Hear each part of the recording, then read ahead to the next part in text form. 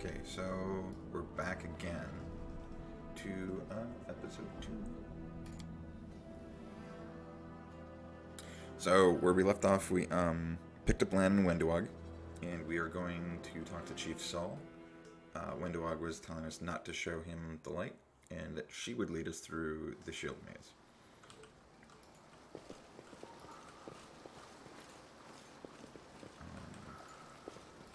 I do think they do a really good job in the first section of the game. I know the way. Presenting really good dualities in the choices. Okay. Your first impression of the mongrel village is of a squalid dump with the odors to match. Unblinking, glowing eyes watch you from the gloom, and deformed shadows slope between the huts. You see some mongrels gutting white, eyeless fish, while others are repairing fish nets. All the signs of normal village life, but tense expectations hang in the air. Expectation hangs in the air. A heavy-set, aged mongrel slowly shuffles his way toward you.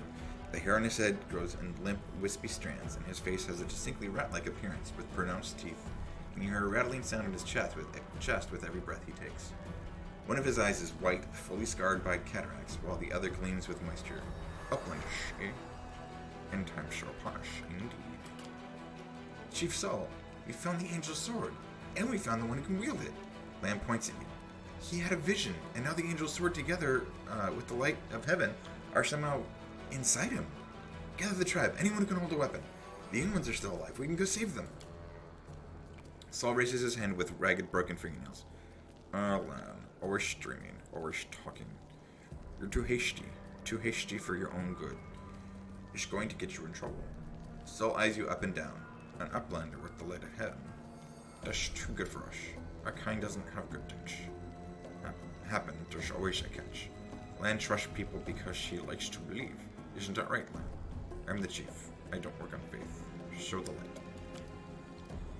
Wendeweg stares at you intensely like a cat watching a bird and shakes her head in warning. So we can go lawful, or we can go chaotic, and since we are chaotic, we're going to, not sure. Lan whips around to look at you stunned. He clenches his fist for a moment as if planning to shake the truth out of you, but he quickly gets a handle on himself. I don't know why you're lying. No doubt you have your reasons. But I know it's a lie, and you know it. And Wendu knows it. Lan turns to Wendeweg. Tell him, Wendu! Wendeweg stares blankly at him. I saw the light shining between the rocks, and then it went out. Lan saw what he wanted to see. Why are you doing this? Doing what? Telling the truth.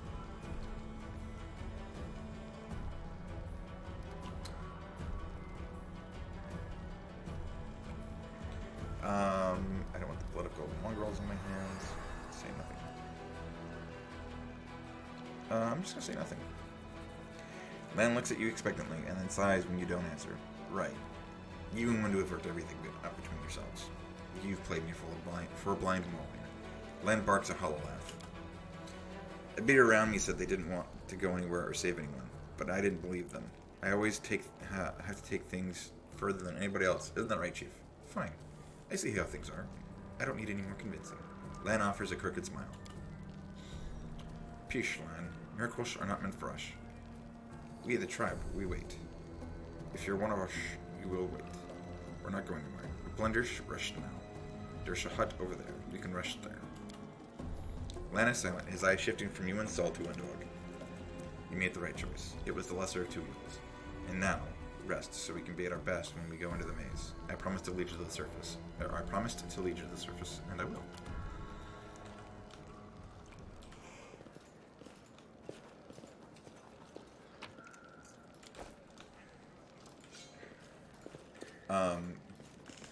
So there's a lot of choices that you can make throughout the game.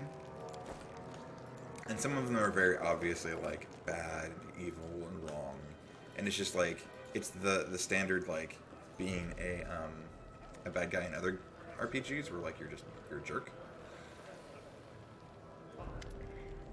Horgus, finally, someone from the surface. I was beginning to lose hope. An elderly man in expensive but ostentatious clothes approaches you. His face is peppered with several healed cuts and bruises, and twisted in an expression of extreme discontent. Allow me to introduce myself. My name is Horgus Grim. Yes, that Grim. You no doubt have heard of me, and if you spent any time in the city at all. I have a business proposition for you. Your name tells me nothing. Who are you? You truly are freshly arrived in the city, then. You couldn't have picked a worse time, that's for certain. Only just arrived, and the city's been razed to rubble. You should know that you're looking at one of the richest most distinguished men in Kenabres. It may not be as well known as certain swaggering loudmouths who spend their lives traipsing from one bottle to the next, but the Grim Trading Company is one of the pillars of the city, I'll have you know. Did you see the marquees in the square? I paid for those. Tried any festival delicacies? You have Horgus Grim to thank for that. How did you end up here? For a moment, Horgus' eyes focus on Camellia before his gaze returns to you. Like everyone else, down I went when that accursed beetle cleaved the ground in twain beneath our feet. I'm lucky I didn't break my neck in the fall, and I'm doubly lucky that I didn't encounter any subterranean cockroaches on my blind wanderings, and instead came across hunters from the settlement. Although I must say, when I first glimpsed their physiognomies, my life flashed before my very eyes. But they turned out to be decent chaps, frightening to look at, but able to keep a bargain. You don't speak very kindly of the mongrels, even though they saved your life. Pah, kind words for people with hours to fritter away on pleasantries. Horgus Grim speaks his mind, and he pays for services rendered, not with kind words, but with hard coin. I give the mongrels my dagger in exchange for their help. Its handle is worth more than their whole village. What kind of business proposition? I don't know what's happening on the surface right now, but I'm determined to find out. You have no intention of seeing out the rest of your days in this village, I suspect. We must find a route back to the surface of the city. If there's anything left of it. You seem to be a remarkably strong warrior. Just what we need to get through these caves. And past the bloodthirsty beasts that inhabit them. You are strong. It would be no trouble to you. But I, alas, am not as fit as I once was. I can't go crawling through caves playing at scouts. My proposition is simple. Lead me back to the city, and I shall pay you 1,000 gold coins. I suggest we help this man. It is good to have friends among the Kenabres elite. I can attempt to get more money out of him, so we're going to try that. Horgus' gaze is piercing. Are you taking advantage of my dire circumstances? Very well, make it 2,000. Deal. Splendid. In the meantime, I shall sit here in the village. We have to go. Go on, go on. Don't forget our agreement. When you find the way out, be sure to tell me.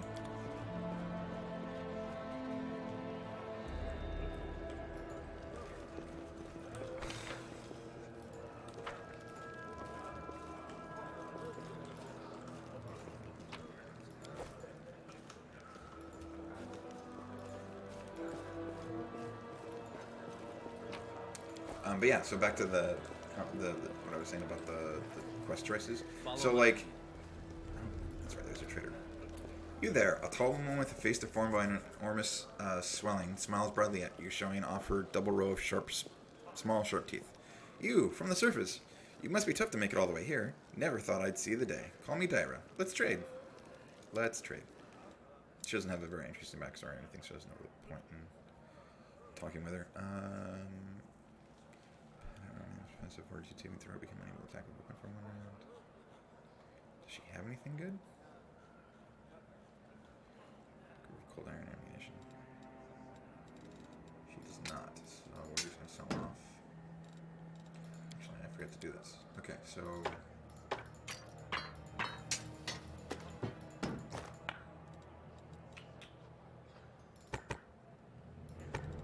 right?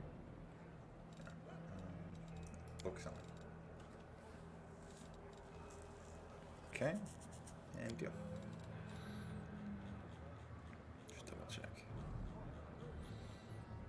Cold iron, masterwork, great X. Yeah, nothing. As it should be.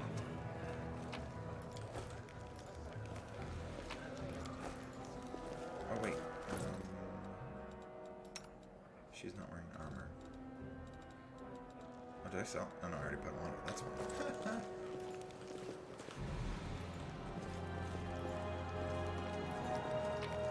Okay, so before the rest, we're gonna level up. So this was another level of Mutation Warrior. I'm gonna stick with the things we're leveling.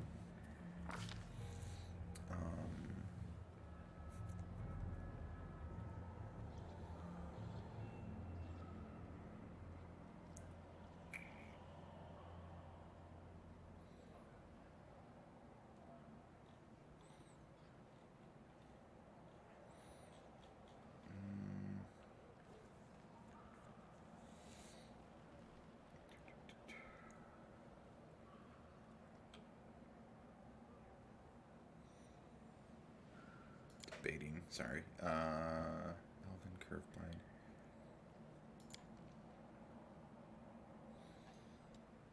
Yes, this is what we want to do. Okay. Trying to remember my build because it's a departure from.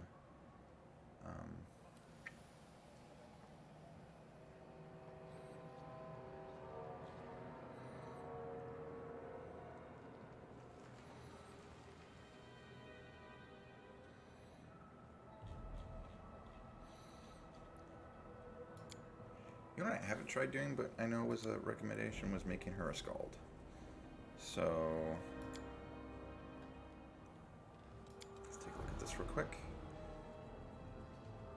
It says lose the rage powers, but they gain battle prowess. Feet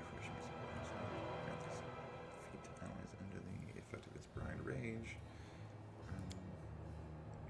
Battle scenarios is that against talent.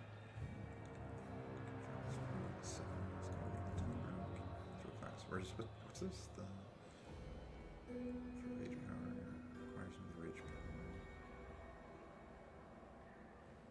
So this is what they gain to inspire the allies with. You know, I'll have to take a look at this later. We're gonna stick with her being a paladin.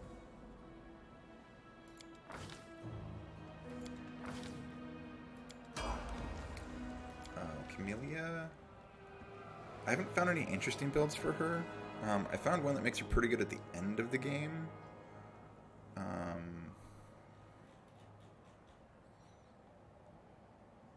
But even then, she's just kind of eh. So we'll just stick with this for now.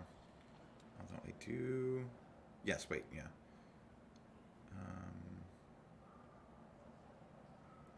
That's fine. We'll leave her with that.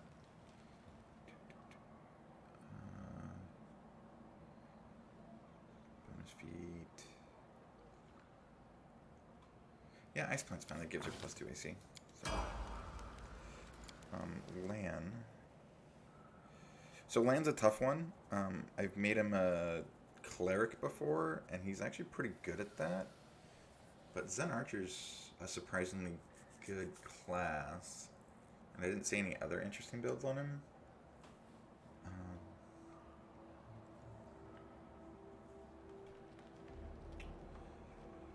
Big focus. Yeah, we'll stick with this for now.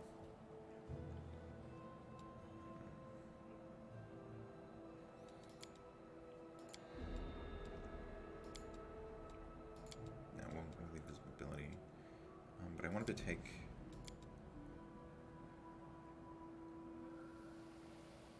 Why is that 3 and that's 4? Oh, because he's a hunter.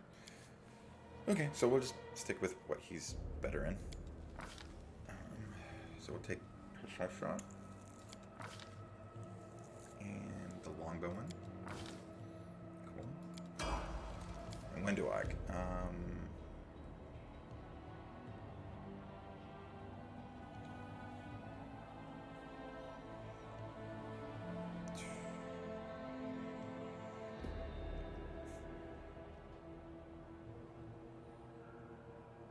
Trying to remember her build. Had something to do with Slayer.